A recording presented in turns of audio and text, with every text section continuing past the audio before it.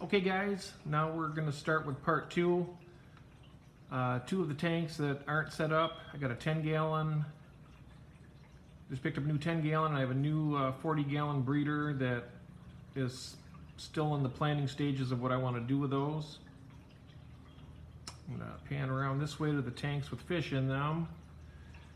This is the 75-gallon tank that I had moved the female from part one that I showed. The holding female with a mouthful of fry. Took her out of here. That you can see the male charging over this way there. He's heading back now.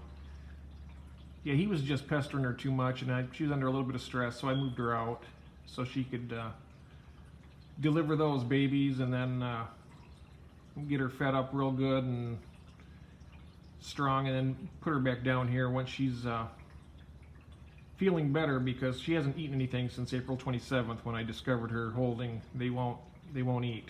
So I'm just learning that from watching some videos, and found out that's what they do. They just don't eat. So I got the Chinese algae eater, the gold Chinese algae eater there working on top of that structure. These silver fish here, when I bought them, they were supposed to be Dimidiachromis compressiceps, but they look more like the Strigata species to me, so I don't know. I like them though, they're pretty nice. That one up here, he's starting to color up a little bit. Got a little bit of blue on his face. Of course, I got the convict down there. He's the original guy that cycled this tank, and he's just hanging out. Moving along, next 75-gallon Vieja Synspillums. There's 3 of them in here. Pretty sure that one on the right-hand side is a male. I think the one on the left there is a female. I'm not absolutely positive, but judging by the way they behave with each other, I could be right.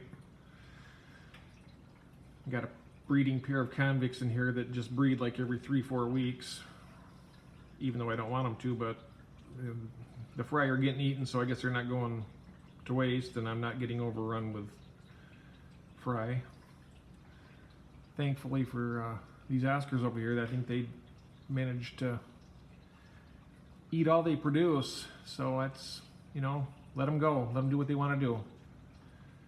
They want to keep breeding. These guys want to keep eating. I guess it's a symbiotic relationship. Here's the other Synspillum here. That might be that one may be another male. I'm not certain, but I think so. I think it's like a subdominant male to the other one.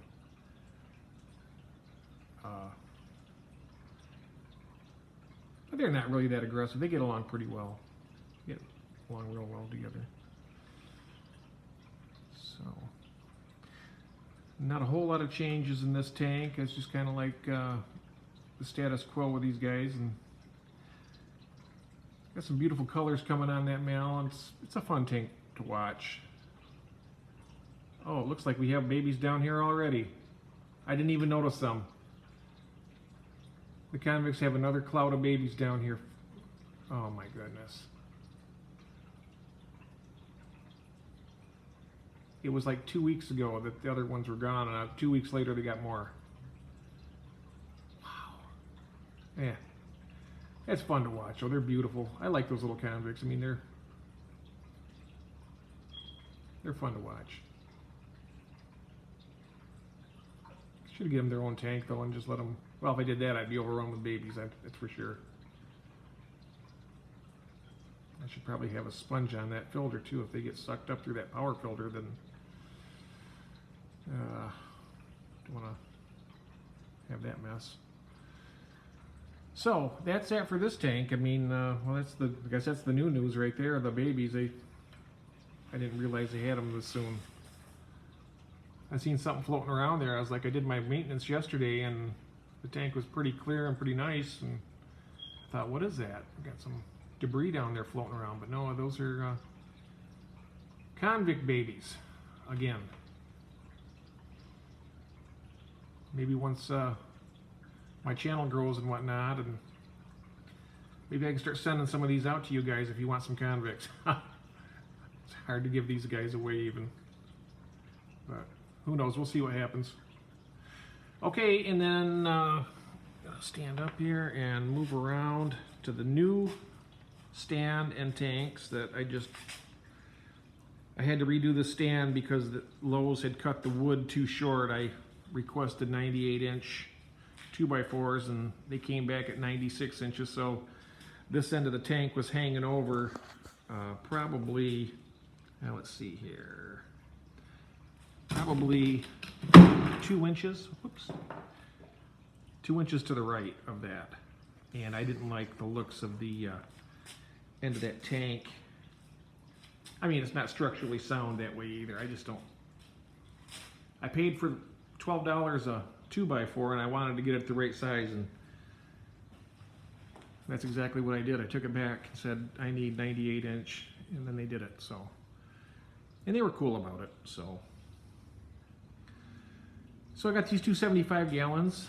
I got some breeding projects planned for these, and when they come to fruition, I will have those on another post. I'll be posting more videos coming up.